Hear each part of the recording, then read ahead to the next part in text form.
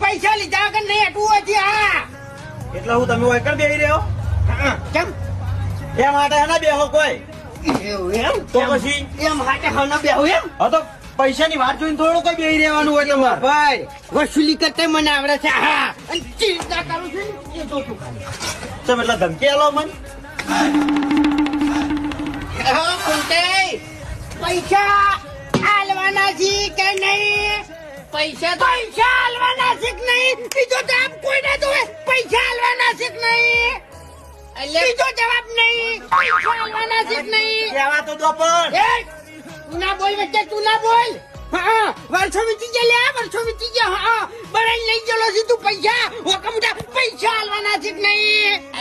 બીજી ત્રીજી વાતની પૈસા આલવાના છે કે નહીં પૈસા આલવાના છે કે નહીં